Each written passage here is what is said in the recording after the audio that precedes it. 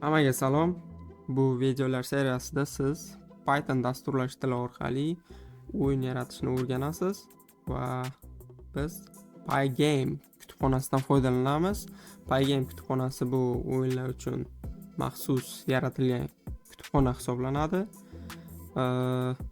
Hozir ko'rib turganingizdek bu men o'zim yozgan kod. Bu o'yin Tetris hisoblanadi. Buni ishga tushirib ko'ramiz. Sizga ko'rsataman qanday ishlashini.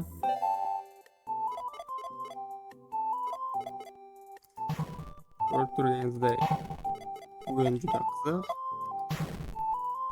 Hamma narsa ishlayapti.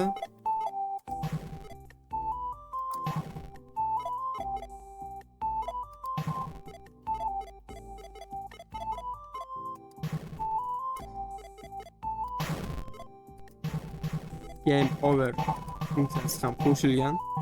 Oxiriga borganda game over bo'ladi.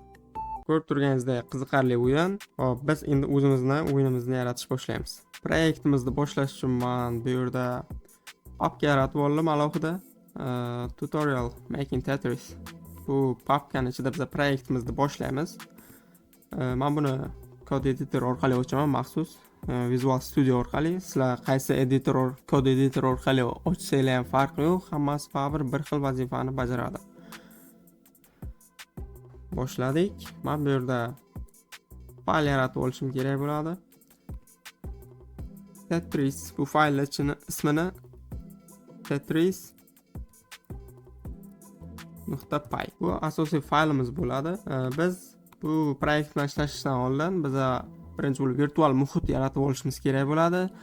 Virtual muhit bu bizga kutubxonalarni yuklashga va keyingi qadamlarda ham xatoliklarga uchramasligimiz uchun virtual окружение yaratib olamiz. Ya'ni virtual muhit. Buning uchun men terminalga Python m venv. Sizlar ham terminalga xuddi shu kodni yozishingiz kerak bo'ladi. Bu bizga virtual muhitni yaratib beradi. Enter bosishim bilan chap tarafda ko'rib turganingizdek virtual muhit papkasi yaratildi. Endi biz bu virtual muhitni tanlashimiz kerak bo'ladi. Mana bu yerda select interpreter deb bizga ogohlantiryapti. Biz interpreterni tanlashimiz kerak. Bu yerda bizda global interpreter va o'zimiz hozir yaratgan lokal interpreter, o'sha lokal virtual muhit ko'rsatyapti borligini. Tanlaymiz. Tanlaganimizdan keyin bu qism o'zgarish kerak. Sizlarda ham o'zgarish kerak, menda ham o'zgaradi hozir qanchadir vaqtdan keyin. Hop, endi biz virtual muhitni aktivatsiya qilishimiz kerak bo'ladi. Buning uchun venv scripts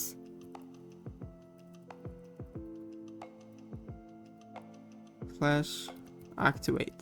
Shu buyruqni terish orqali biz virtual muhitimizni aktivatsiya qilamiz.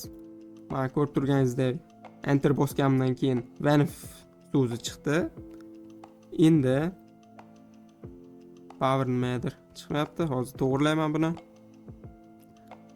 Buni tanlab, buni tanlasam mana to'g'rilandi. Sizlarda ham xuddi shu holatda chiqish kerak. Keyin ishlashni boshlaydi. Endi bu virtual muhitimizga kutubxonani yuklashni boshlaymiz.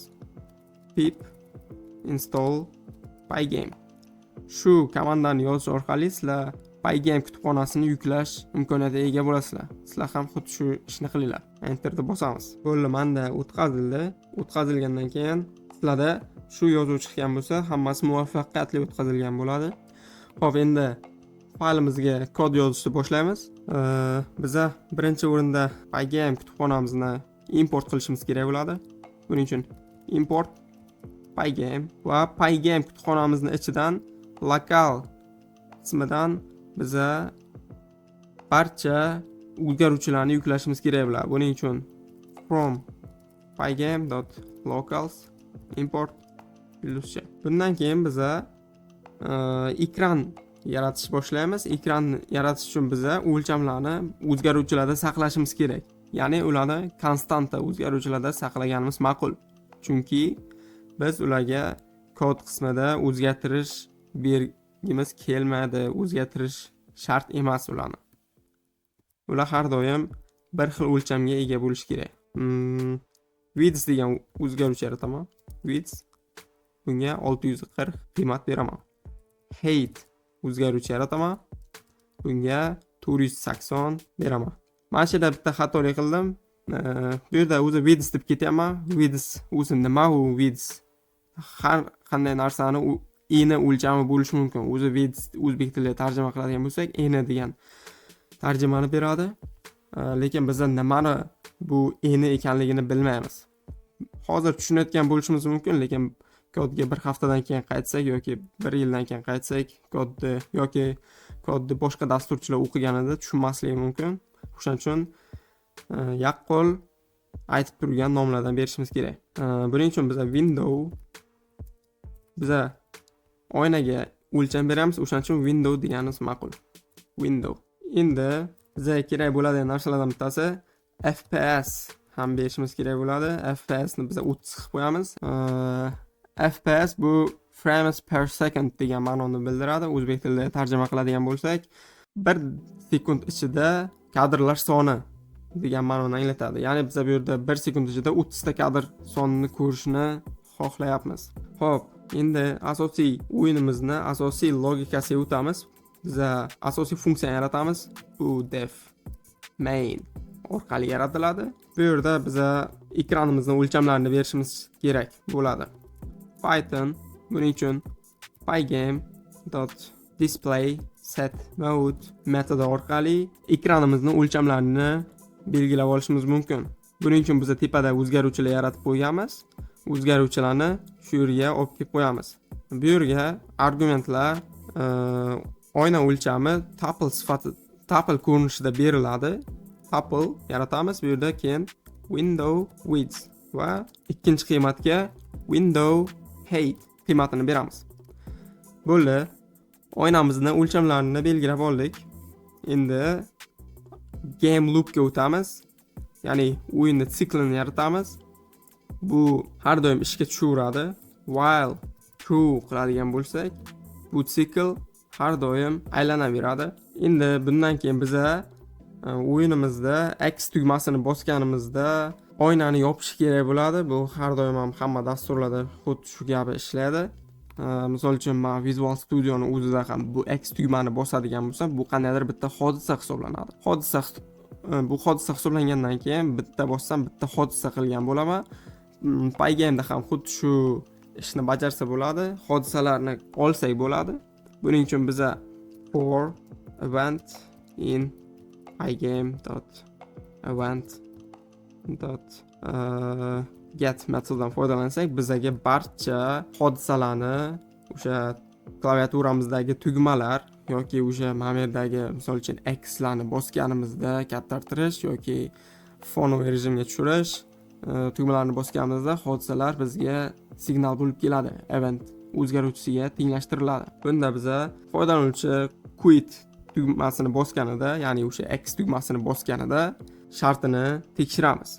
Buning uchun agar event type teng bo'lsa quitga, agar teng bo'lsa shart bajarilsa biz dasturdan chiqib ketishimiz kerak bo'ladi. Buning uchun pygame.quit funksiyasidan foydalanamiz. Keyin bizga yana to'liq chiqib ketishimiz uchun bu yerda sys kutubxonasini yuklashimiz kerak bo'ladi.